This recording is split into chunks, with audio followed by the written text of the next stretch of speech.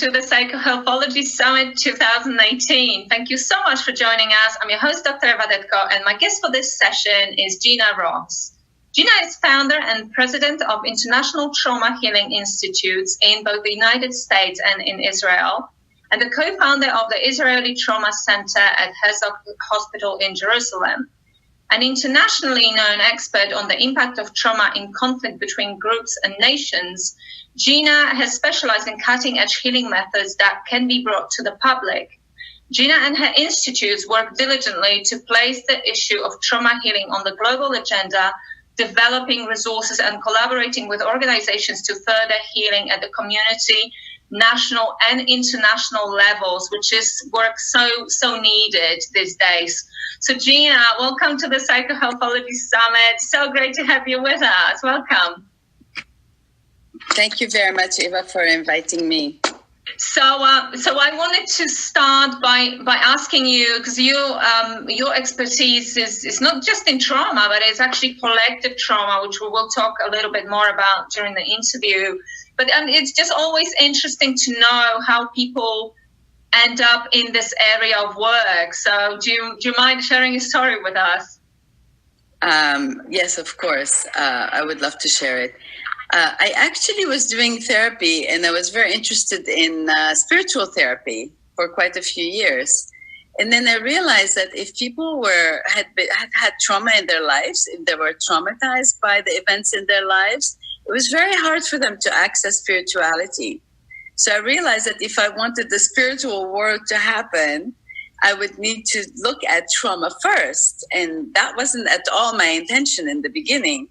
And as I started looking into that, and there was some very interesting research that was done about the tremendous cost of trauma to society, I got very interested in the topic in a way that I never imagined. I just wanted to do spiritual therapy and help people get along in their relationships and family systems and all of that. And then I realized something much deeper was going on in people's lives that we needed to attend to. That is actually so true. That can be such a block for people to experience, sort of get to the higher levels of consciousness if they've got this sort of trauma basically messing with their heads on a daily basis. Because for a lot of people, if they had early childhood trauma or trauma even later on in their lives, it's something that can literally interfere with every aspect of their lives. And so yes, that's definitely so true. So we're talking about trauma a lot here, so perhaps we should just start with defining trauma. And you've done such a good job of doing exactly that in your book. Yeah, I will summarize it briefly. My book is based really on somatic experiencing, a technique that was created by Dr. Peter Levine. And I'm one of his senior trainers, and I introduced somatic experiencing in the Middle East, as you said that.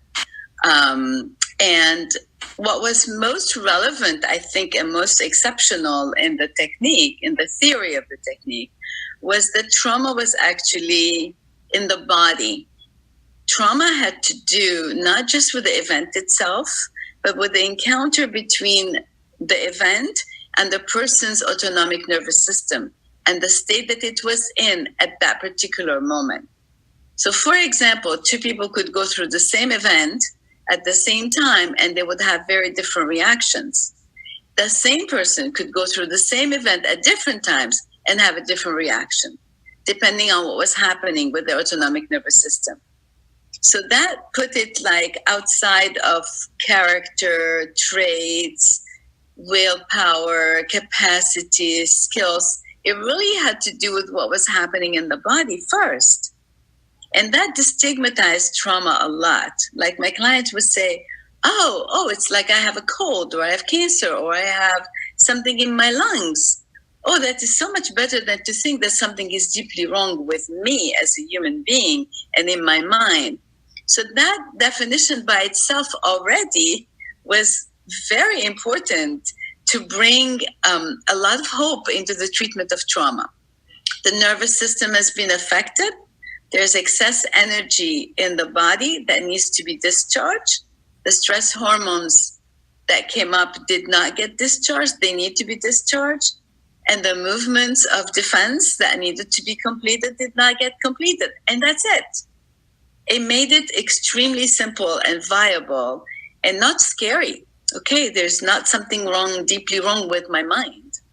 Yeah, I think that's a really big thing, because it's true that people can give themselves a hard time for that reason, that they think that they're somehow deficient, or there's, as you said, there's something fundamentally wrong with them. And exactly, if you put it in that way, it just immediately it takes the pressure off. And so, and as we know, this can happen to anyone at any time. And so it doesn't make anybody sort of worse or deficient in any way for having those experiences. And I think that you're right, that is massively helpful to people to know that.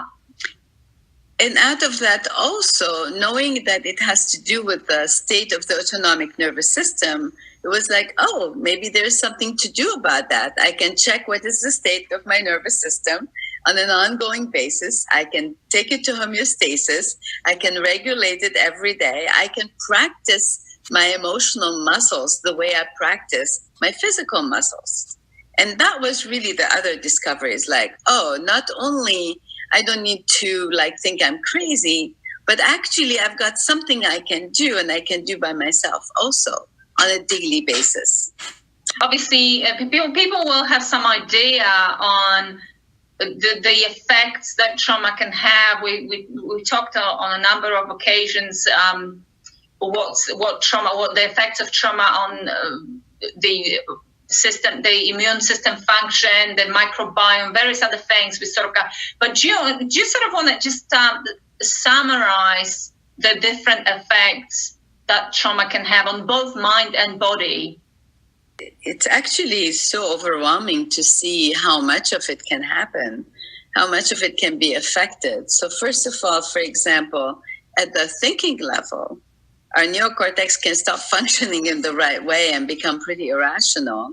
And we can go into a lot of black and white thinking, or polarized thinking, or obsessive thoughts, recurrent thoughts of danger all the time that we cannot control.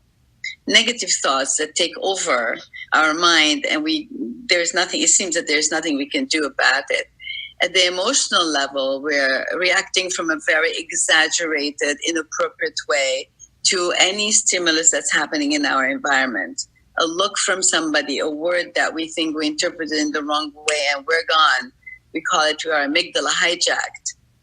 Or we get very numb, we dissociate because it's too scary to even face what's going on.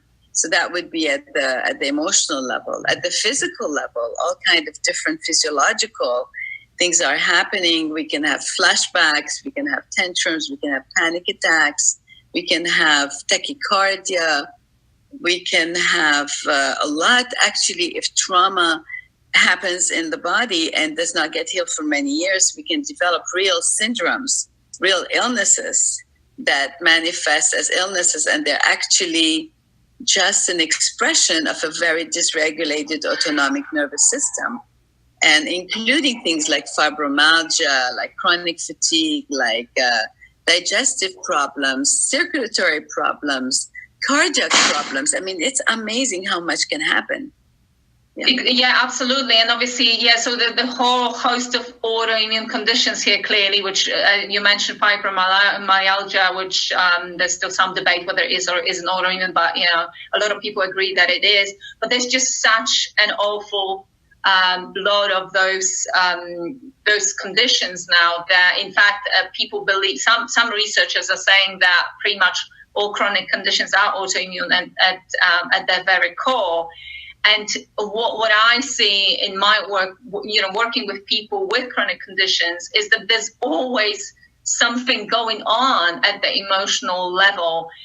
But what I want to go back to for a second, because we were defining trauma, and I'm keen for people, this is something that has been said before, but what I'm keen for people to understand is that they can be displaying those symptoms as you just described. So, for example, they could be dissociated, or they could be in this state of hypervigilance all the time.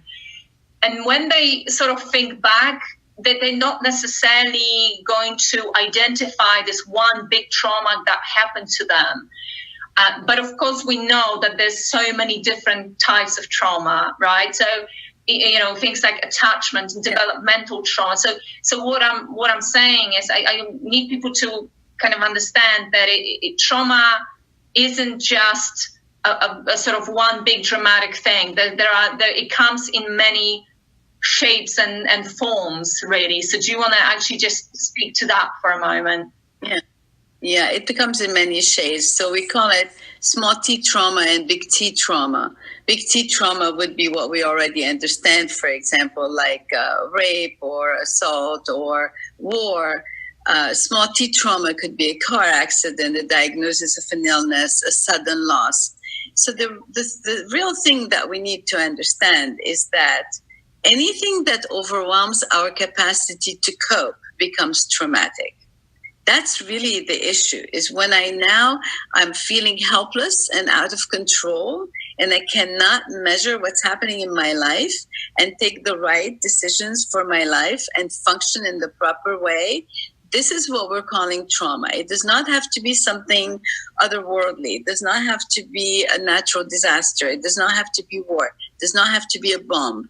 It's enough that something that overwhelmed me for whatever reason, and I cannot cope anymore. Now, there's something also that's very tricky about trauma, is that there are triggers that happen. For example, if a traumatic event happens, let's say at 5 o'clock in the morning, and it's in the winter, these conditions of winter and 5 o'clock in the morning could become triggers of their own now. And then anything else that I'll do at 5 o'clock in the morning in the winter will be added to those triggers. And so we can have several generations of trigger, and people may not recognize that something happened in their lives. They don't know why they're getting triggered in that way, but actually it's because there are several generations of trigger, and the initial trauma has been dissociated because it was too hard to cope with, too much activation in the system. So a partial amnesia or total amnesia of an event can be behind what the inability to say where that comes from. Where are our symptoms from?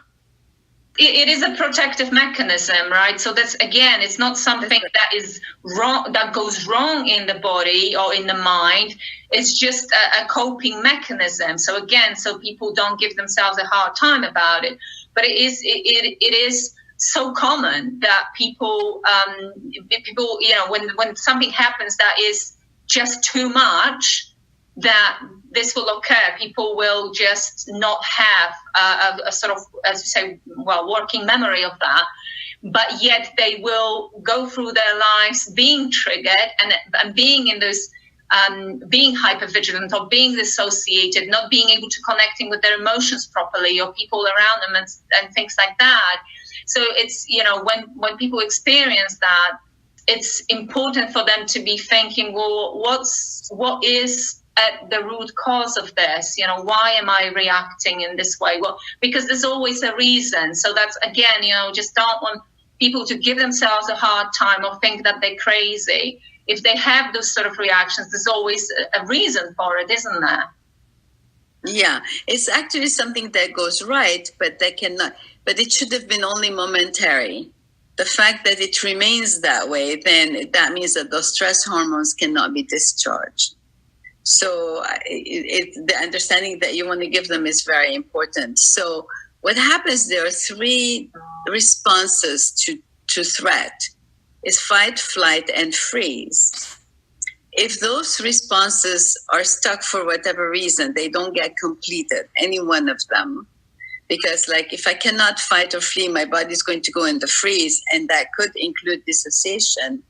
Then what happens, now I'm going to react to everything that happens from that space, from the freeze space, or from the interrupted fight phase, or from interrupted flight phase response, which means that now I'm just operating on automatic. I'm just reacting from something that I have no idea what's going on. There are all these triggers around me that I'm not necessarily aware of. Now, there is a very good news that I can give you, is that even if you don't remember the story, even if you don't know what happened, we can access the traumatic material through the symptoms and help it discharge. So let's say something happened when a baby was very young, or it was pre-verbal, or it really went into amnesia that should not be recovered for whatever reason.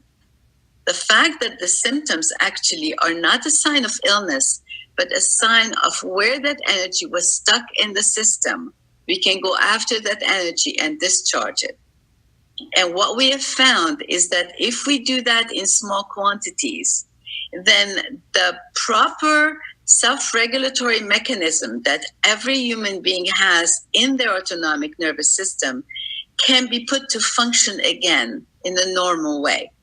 What happens is that these self-regulatory mechanisms just got overwhelmed and they're not functioning properly anymore. And what somatic experiencing did is bring up these principles that, if we follow them, can get those mechanisms to work again. Yes, and that's actually a really great point. And so, and just talking a bit more about the different, obviously trauma can be less severe, more severe. So just, could you talk a little bit more about the different factors that can actually affect how severe the trauma is? So the earlier in age it is, the most severe it can be. The less human resources people have, the worse it will be. So, for example, we can go through very, very traumatic events, but if we're supported in the right way, if people have witnessed and supported and validated what we're feeling and helped us go through them, we may very well get out of the traumatic phase just through that. Our own resources, but what happens though, the problem is that trauma, by definition, cuts us off from our personal resources, body resources, social resources, and spiritual resources. That's one of the biggest danger of trauma, that if we understand that, then we start connecting again, even if it doesn't feel like we want to do it, with things that were resourceful for us before. I remember Peter working with somebody who was in 9/11, and her resources were music, friends, and she said, but I don't feel like it right now. I don't want to do that. This is not what I feel like. And the fact, understanding that that's exactly what trauma does, is cut you off from it. And you actually should connect back to the music because that was a resource for you, changes how we help ourselves get out of the traumatic events. So resources are fundamental, both personal resources and outside resources. And outside resources include family, relatives, friends, social networks, for example, clergy, anything in society that can be a support group is very helpful. There is that part, but also like engaging in our personal resources, like what are the things that we like? What are the things that take us out of ourselves? What are the things that when we think about them, something different just walks into our nervous system? There's a calmness that happens. There's an openness. There's an expansion that takes place. Well, every time I resource myself and I bring that list of resources into my mind and I ground them in my body, like what do I notice in my body when I think about this resource? I am right now empowering my healing vortex, my ability to heal that is built into my system. I'm reminding it that, oh, it knows what to do. Here it is. Let me give it a little tip here again. And so resources are very, very important. And what I meant by grounding a resource in the body is truly thinking like, what happens in my body when I think about that? So in my case, I often use my grandchildren. So immediately when I think about them, there's a smile in my face. A breath comes in, there is an opening in my chest. Something is like, okay, I just want to go and give them a kiss right now. That's it. You know, there's something that's like wholesome and pleasant and open and expanded. And those are the characteristics of the healing vortex. The opposite is really the trauma vortex. I'm tight and constricted and I have pain and I don't want to talk to anybody and I want to isolate and I feel really bad. And that's another thing. Feeling bad feels right in trauma. We think we cannot change it, but it is changeable. Or if I'm feeling bad in my body and in my mind, then I think, well, something is wrong with me. That means I'm also bad. No, it doesn't mean that. It means that I just feel bad. I'm in the trauma vortex and I need to get out of it. And there are so many ways to get out of the trauma vortex today. There are like 15 amazing short-term techniques called power therapies that help people get out of it. A few of them you can do on your own, like the emotion aid that I wanted to mention to you. It's a tool that we teach in a few hours. People have learned it from the book itself. Some people are capable of just taking that information and put it together for themselves. It's really amazing. It's wonderful to see. We've developed exercise cards. The moment that you know the technique, we have cards that show you the 5 steps, remind you anytime and anywhere you are that you can use them. And one more thing I want to tell you, we've developed a CD called Brushing Your Nervous System. And every night you go and you look over your day and see what went well and you ground it in the body, and what went wrong, you take each event by itself and you discharge it from your nervous system. So there is a way to develop resiliency. There is a way to develop coping mechanisms and to really assure avoidance of traumatization, even when traumatic events are taking place. We do not have to be at their mercy. Yes, because of course we've got the traumas that have already happened and we want to clear them. But yes, it obviously is very important that we recognize that we can build neurological resilience, so then going forward, we're actually less susceptible potentially to any traumatic events, and our response is different because we are neurologically stronger if we're applying those techniques and we use those tools that you mentioned. So could you talk a little bit more about your emotional aid technique, is it? Yes. So one of the things that we do is teach people how to resource themselves. We have them do like a list of 10 resources, and then they pick 1 or 2 and they ground them in the body. So I think about this resource. I talk about my grandkids. I can talk about my garden, which right now I'm looking at it, and all the love that my husband has put in it and how much my clients enjoy it. And that, again, there is like something lifting up. What's happening in my body, really? What's going on in my sensations, in my inner sensations? So there's, again, the smile. My eyes are kind of like more open, even a little bit wet with emotion about it, or like the breath is coming up again. And there's certain warmth in my stomach right now when I'm thinking about it. So every time I go into my body to notice what's happening when I'm thinking about the resource, something that I enjoy that calms me down or makes me feel stronger, then right now I'm just strengthening my nervous system. So that's by itself. That's one thing. The other thing that I can say is very important is for me to learn to notice what are the first signs of activation. How do I know that something just bothered me? What do I do? Do I swallow hard? Do I feel my heart sinking? Do I get red? Do I get flushed? Do I get tense? Do I just like my eyes start darting all over the place? What happens? What are the first signs?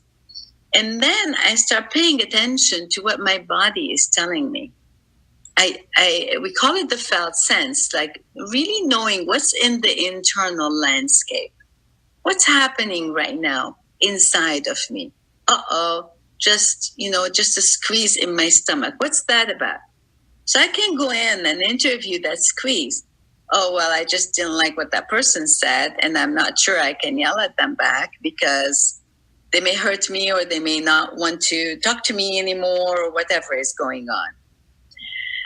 Okay, now that I know that and I'm in my felt sense, I take a moment, I stop, and the breath comes in by itself. So giving time to one sensation at a time. This is the key. This is really the trick.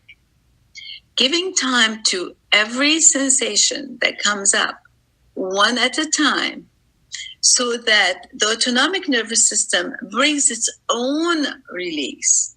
And it looks in different ways, like it could be a deep breath that comes by itself, a yawn, shaking or trembling, a heat wave, warm sweat, gurgling in the stomach, and goosebumps. Those are signs that my nervous system is actually getting rid of that hormonal energy that was stuck in my system. And I take it one sensation at a time, go to the next one, go to the next one, until I feel like, oh, okay, I'm fine right now. I can handle this. Yeah, why am I giving it so much importance? The funny thing about it, every time I clear my nervous system, my mind gets cleared up. It starts thinking positive. It starts thinking in a creative way. It starts finding the solutions that work for me. I start functioning again. So really, a nervous system that's agitated and overly activated is not going to help me do what I need to do in the world. That's the first thing to know. And I have ways to put it back into place, to center it back.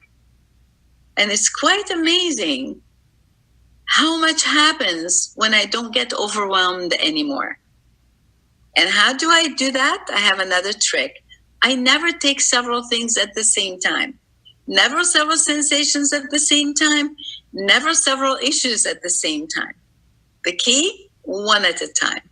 One at a time, my nervous system has the opportunity to digest it, to assimilate what it needs, and everything clears up because of the body-mind connection. I clear up my body, my mind clears up. I clear up my mind, my body clears up. So we have these two-way streets that we can do it. But when we are in the throes of trauma, clearing up our mind through the mind only doesn't work well enough. That's why we go into the body, because there is a huge amount of messages of threat coming out from the body, feeling so overwhelmed and so full of stuck energy in the body from the stress hormones. So I need to clear it up at the body level. And time, and what I mean by time, a half minute more, a minute at the max, just stopping and being present to what's going on right now in this sensation, let's say in the tightness in my chest, and paying attention to the discharge that comes up and giving it all the space that it needs, giving it the whole time that it needs. This is it. It really, actually, it's so little. Once we learn it, it's so organic and so simple that we wonder, well, what just happened? Why didn't I know that before? Well, we knew it. We're using it all the time. Our body is designed to cope with trauma. But when it forgets for whatever reason, because it got overwhelmed, because of history, prior trauma, or we were sick, or things were not functioning for us at that moment and we got overwhelmed, we just have to put the whole system to work again. That's really the key of Emotion 8.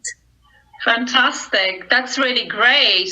And I was, as you were talking, I was just wondering whether you have any sort of maybe additional advice to people who are currently, because perhaps they had something severe happening to them in the past and they are so dissociated that they have a really hard time going into the body and connecting with what they're feeling. Oftentimes they may be just reluctant to do it because they're scared of what may come up. So do you have sort of any advice for those? I think that's when they need professional help, at least in the beginning, because somebody who has dissociated is because the traumatic energy went so high up that they needed to protect themselves. But now the whole system is stuck on that, and there isn't enough reassurance from the person itself that's stuck there to be able to say, oh, come on, to go dumb, to come out of it. And that's where they need the presence of another person, the skills of another person. So I would advise then to call a therapist and do a few sessions in the beginning. And then, for example, with my clients, within the third session or sometimes the second session, I'm already teaching them how to do emotion aid on top of what we're doing together. Because therapy with me is 1 hour a week. Now they can have 3, 4, 5, 6, 7 hours a week with themselves. So that's a very big adjunct. But when something has been seriously compromised in somebody's life, I would advise that they seek the help of somebody. And with the help of emotion aid and any of the other techniques that do some kind of emotion aid too, they can go much faster. Therapy does not have to be lengthy anymore. It does not have to take a lot of resources and many years and going on again and again and again. It's very different. Because what happens is, let's say you had 15 traumas, and I was able to help you digest one trauma. Well, guess what? Now your nervous system knows what to do for the others. It's got the right conditions met. You don't have to spend another 15 years dealing on one trauma one by one by itself each time. Because we're not working on the trauma. We're working on the centering of the autonomic nervous system and giving it back its balance and its capacity to really move through difficult events by using all the resources that are in the system, both the body and the mind, and then the surroundings. And of course, there's also the spiritual resources that people can use, which are incredibly effective for the people who do believe in that and who do use those skills. And one of the things that I want to say is, like, a family, for example, who is dealing with a traumatized person end up being traumatized themselves if they don't know what to do and how to take care of themselves. And that's what we'll call secondhand trauma. And that can end up being as problematic as firsthand trauma. So everybody in the system, like a teacher in a class and a parent of a child, or the parents or the siblings or the grandparents or anybody in the community around a person who's been traumatized, who understand what trauma is and react to it in a way that they don't blame the person for it, but they understand, this person right now is reacting from the trauma vortex. How do we bring the healing vortex to them? We change the whole social environment that way. So this information needs to be pervasive, I think, in all of society. And my institute has designed a model that we call the Ross model, how to take emotion aid and the awareness, the understanding of trauma, its impact, and then how to change this into 10 different social sectors that interface with trauma. Either create trauma or help heal it, or both at the same time, which is more likely both at the same time. And that's how we can really, I think, address eventually collective trauma. Because collective trauma is behind violence, behind war, is behind polarization that is extreme, where we just are obsessed with what's going on and we can't figure out the other side as human or normal or appreciate anything about them. This polarization that's happening right now, to me, is very much indicative of a collective trauma vortex going on, that if people really become aware of that most people involved in this are very well-meaning people. And if they get involved with that and they start realizing, oh my God, this is real polarization, how do I step back out of that? How do I regulate myself so that I can bring some different dialogue into the system, different ways of finding solutions that we can all participate in, instead of just the labeling and the insulting and the threatening that's happening right now. This awareness, this simple awareness of what trauma is and what it does to us, and having the presence of mind to recognize it, having the knowledge, and then also the desire to recognize it, knowing that there is a way out, knowing that we can get out of it, I truly believe can be totally transformational. I think it's the key for what our civilization is asking for. How to make room for everybody, and for open heart, and for kindness, and for solution-oriented issues.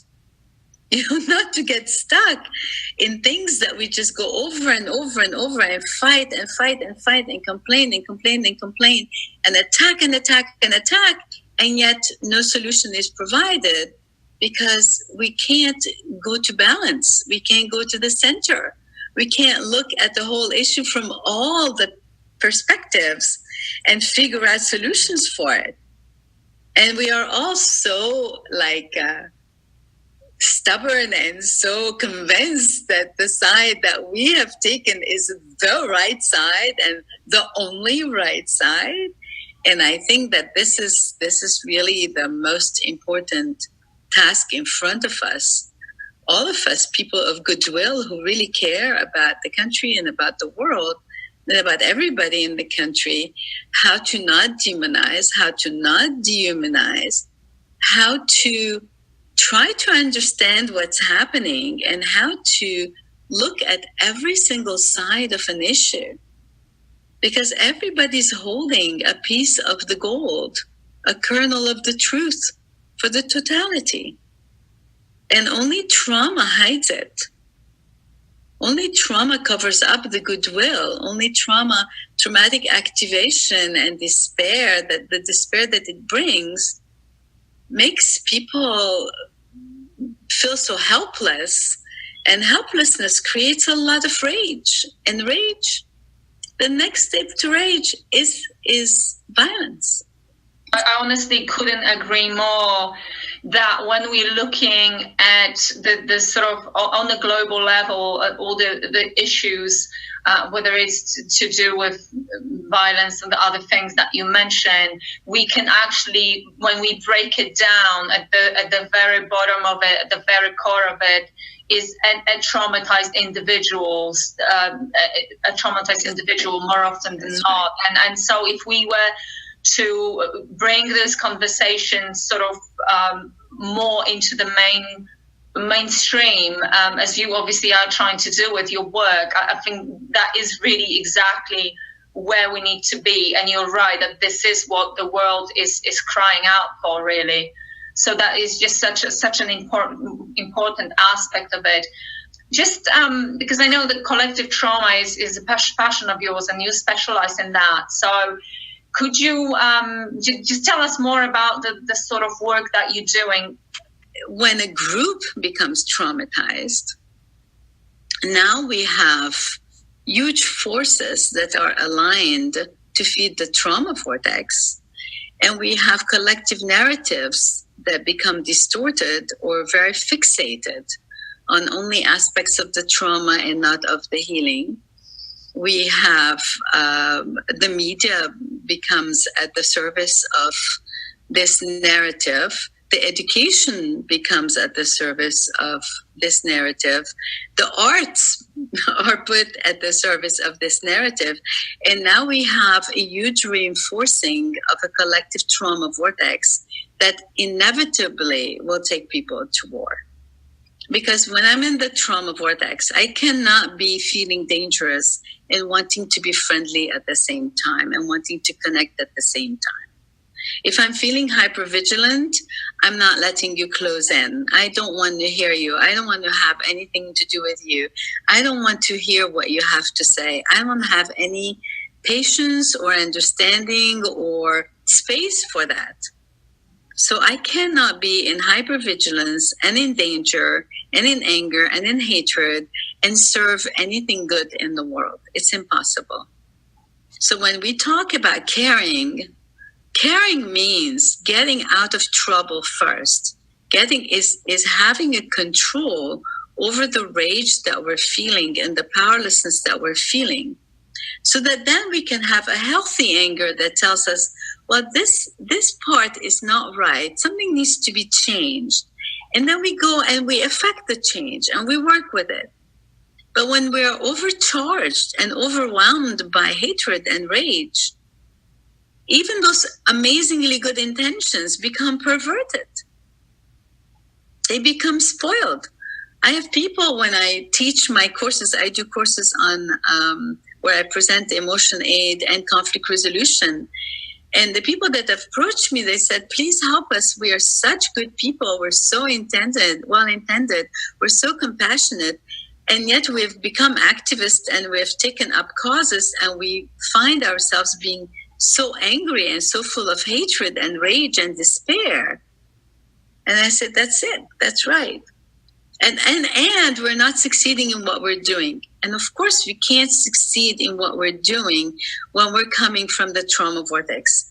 I don't care how noble our purpose is, our cause is. It doesn't matter. How am I coming across? What am I bringing as energy into the world? You know, I come out of the house to go into my car, and I remind myself, what kind of a Gina I'm taking out right now? Will I let somebody pass in front of me, or will I honk violently? Will I let somebody break in front of me at the supermarket, or will I say, well, how dare you, break into the line? What would I do? Who am I coming out into the world? And it's the same thing about our political views and about the causes that we adopt and we espouse. All causes are good. I don't know anybody on any side almost that if they're not in the trauma vortex, don't have some legitimate aspect to them, that's some concerns that have to be taken into consideration. Things become really bad at all levels for everybody when people become stuck in the trauma vortex. And the collective trauma vortex gets reinforced, as I said, by all of these different forces coming in and feeding it incessantly. And we forget, we lose our center. We forget that we are people that normally reach out. I mean, I've had people who don't talk to their families anymore. We've had couples who have divorced over political opinions. We've got people now that are being haunted wherever they go. We think that everything is viable right now. It doesn't matter. There is no more civility. There is no more politeness. There is no more caring. There is no more compassion. There is no more looking at the other and seeing that they're still human even if we don't agree with them. It's just gone. And I find this worrisome, but I understand that it's the trauma vortex. And I think if we bring that awareness, I think people are well-meaning and they can wake up and say, wait a second, let me get my balance back. Let me do this in the right way. Let me try to bring the change in a way that's feasible, that's not going to create more backlash. Because here's the thing. I don't know, even a doctor, if you give too much of a good thing, more than the container can handle, it's going to go bad. It's not going to work. So everything has to be measured and titrated and done intelligently. When I say something, I know it's correct, I know it's true, but who am I saying it to?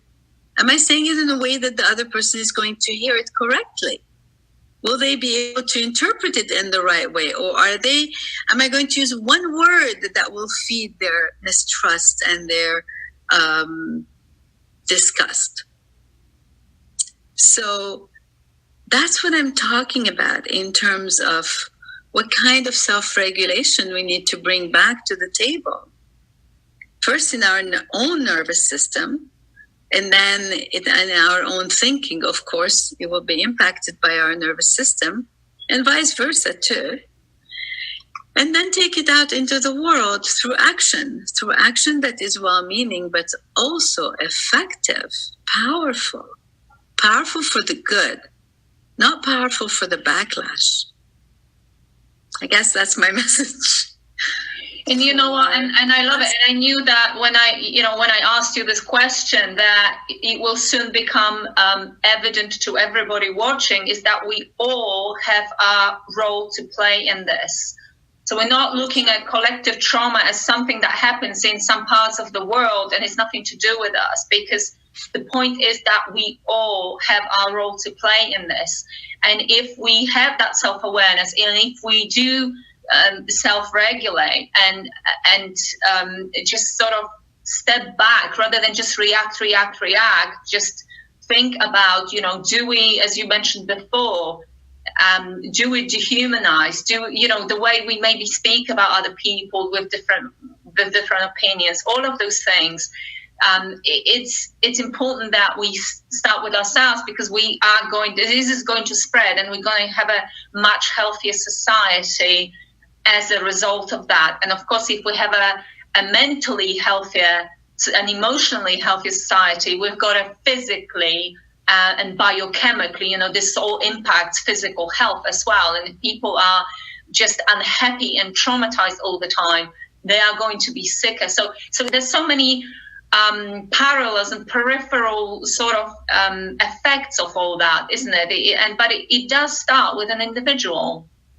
Absolutely. And, I like to think of one tip for myself and for other people. It's like the moment that I'm labeling people instead of discussing the issues and the arguments that they're giving me, I already know that I'm in full polarization. I actually wrote an article, I would love to send it to you, about polarization and how to recognize whether we are polarized or not. That I think can be very helpful. So people can follow that, they can ask for it, and they can just take the test, look at the list and say, where am I in this? Am I involved in this? Am I doing this? And then knowing that there are tools available. Awareness is amazing how much it does, just consciousness, awareness of, oh, I see. Wow, I can look at it this way. And would I not want a better way? Would I not want a more loving, compassionate way? Would I not want to be able to really enjoy the world and my life and everybody around me, and then get into healthy arguments and even big pow in terms of commentary and stuff like that, but still stay connected? Can I have an argument and still stay connected? This is really the key. And that's what we tell parents. It's not that you cannot say no to your kid. Of course you can say no. Of course you can reprimand. But always stay connected. And then they'll take it as knowing what they have to follow as a really good guideline for life. That's the whole difference, isn't it? So we're all little kids at some level that could use just a loving kindness from each other to look at what we're not seeing enough of and expand our mind, expand our understanding, expand the causes that we care for. So, you can have a lot of this answer. We're refurbishing our website, but still you can access us through www.traumainstitute.org, and can call also the Institute at 323-954-1400. And you can access our books and can ask for trainings and for anything that you need. We really would like to spread this. Today we have social media. Can you imagine if we find the right, bright kids that can help us do that? How we can get Emotion Aid go viral, balance go viral, getting out of polarization go viral. Wouldn't that be amazing? We can use it for that. And I'm hoping that that's what's going to happen in the next few years. But thank you very much for giving us this opportunity. That's very lovely to talk to you today. Oh, Gina, it's been an absolute pleasure talking to you. And yes, there's a lot of food for thought here. And yeah, again, we all have to think about the little things we do or don't do that actually that make a difference overall to not just our lives, but everybody else around us and globally, what impact we actually having. Because people generally don't think that as an individual they can have a wider impact, but we do have that impact. And as you said, if things like this went viral, then that's when you really see it, that you do have an impact. That's right. So that's right. Wonderful. Thank you so much for all these lovely messages. Thank you so much. We appreciate you being here so much. So thank you, Gina. Thank you. Bye-bye. Thank you very much.